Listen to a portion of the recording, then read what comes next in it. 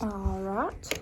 My name is McKinley Fields, and I am sitting here with Mr. Robert Chambers, a Vietnam War veteran, and I'm going to be doing my oral history project on him. So to begin with, Mr. Chambers, how old were you when you were deployed? I was 20. You're 20 years old. All right, what was the deployment process like?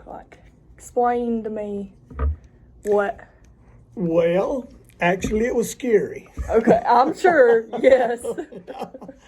And of course, I left the States out in Knoxville, Tennessee, flew to California, and then from there to Vietnam.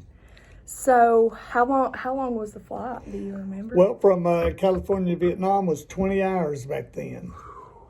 So was it like a regular flight, or were y'all No, What it was a kind of- regular commercial a flight. regular commercial flight? All right. Well, what'd your normal day look like once you got there? I know every day probably varied, but Every day varied. Of course, I was with the 25th Infantry Division, okay. and we stayed in the field 90 days at a time in the jungle. Oh, And then they gave us a 3-day, they call it stand down, a 3-day rest. okay. And then we went back to the jungle for 90 days. So on your rest days, what would y'all usually do? Would y'all just kind of goof around or just relax or?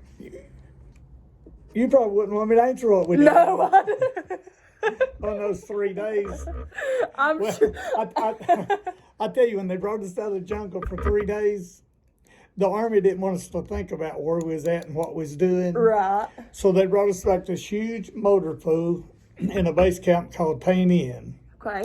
And in this base camp, they set up Jeep trailers in a big circle. Okay. And they had details that kept those Jeep trailers full of ice and beer. So, Right. yeah. And then of the So y'all night, were prepared. they brought floor shows in. So, Oh, okay. so and then when it come time for us to go back into the boonies, they pull us outside of that base camp, and then we sat there for about 3 days, getting ourselves together before we went in the jungle. Right. Getting your bearings together. Yeah, so they didn't want us to think about where we'd been, what we done, and what we had to do. Yeah. Did you have a best friend in the war or a best buddy? Oh, yes. Who describe him to me? Who was it? Well, we call him Tiny. He's from Louisiana. Uh-huh. My land, he looked like he was 7 foot tall and weighed about 400 pounds, and I stayed close to him. Oh, I'm sure you did. I would too. I would too. What did they feed y'all? What they feed us? Yeah. Oh, what my were you land. eating? Well, we kind of read in the paper that we get from home how we ate good and had hot meals. Well, the hot meal that we usually had is when we took a lot of sea rations and mixed them in a helmet and built a fire under it and heated it up. I'm sure that wasn't good. So let me ask you this, did you lose a lot of weight when you Believe it or not, we didn't. didn't? No. No. All right, let's see. So you said you were with the 25th Infantry Division? All right. So I know you said it was very scary, but what was your mindset when you realized that you were actually going to have to do this? Well, of course, we was just kids. But now, at 20-year-old, you have to realize I was about 2 years older than most boys in Vietnam. Right. Because Right. they were just all kids. Right. Most of them wasn't even old enough when they was coming back home through Hawaii to buy a beer Really? on their way back home. Yeah. So that's how young most of the troops were there.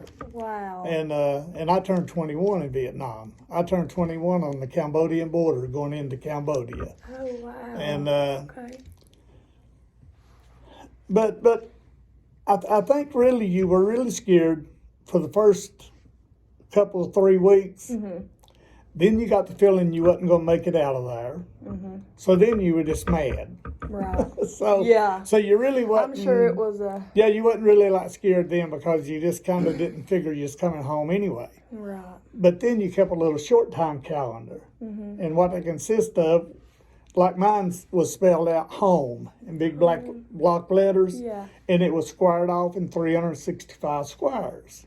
And they were counted down 1 through 365. Yeah. So you started at 365 and you colored that day in. Every day you colored that day in. And when that map got down and you started coloring down into the 60s and 40s, you started thinking then you might have a change.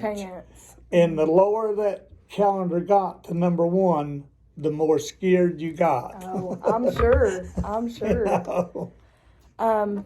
When did you leave, or when was the end of it? Describe. I got home in time to eat cold turkey for Thanksgiving. For Thanksgiving, Yeah. cold turkey. Yeah, I got a little early out. I got to leave over there a few weeks early.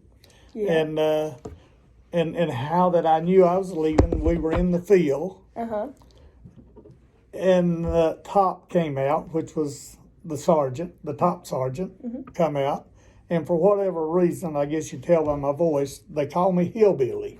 So I don't know why they would do that. I don't know why they would ever do that. Anyway, top came running out, and I was in the mechanized infantry, which means we had tracks. Okay. So we could keep more personal stuff than just a regular foot soldier. Right.